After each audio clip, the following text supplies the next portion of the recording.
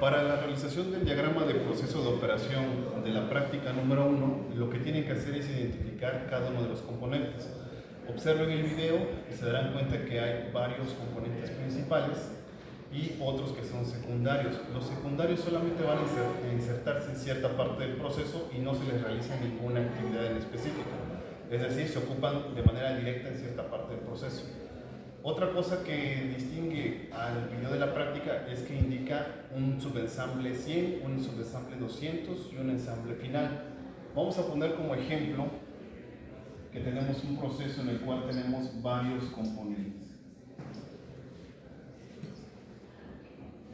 Supongamos que tenemos 6 componentes, que este es el principal o de mayor importancia, por eso está del lado derecho. Pero en el caso de la práctica, nos puede indicar que va a haber unos subensambles previos.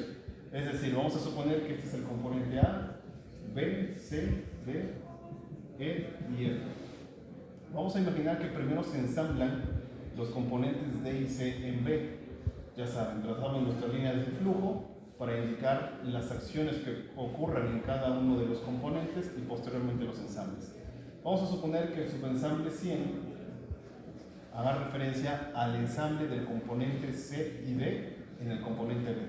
Entonces trazo mis líneas de flujo para hacer la unión de los materiales y aquí estoy indicando la unión del componente C y componente D en el componente B. Y aquí lo indico con una operación. Corrijo, este sería el subensamble 100. Vamos a suponer que ahora tenemos el subensamble 200, el cual me dice que en el subensamble 100 se va a incorporar el componente E. Entonces indico esta entrada, sería una operación más y sería mi subensamble 200. Pero recuerden, en cada componente hay acciones previas. Es decir, que si no se hubiese realizado alguna actividad en el componente E, entraría directo como un material secundario. Ahora, vamos a suponer que tenemos el material F, cuál sería mi ensamble final. Entonces, por lo tanto, trazo mi línea de flujo, se indica con una operación y sería el ensamble final.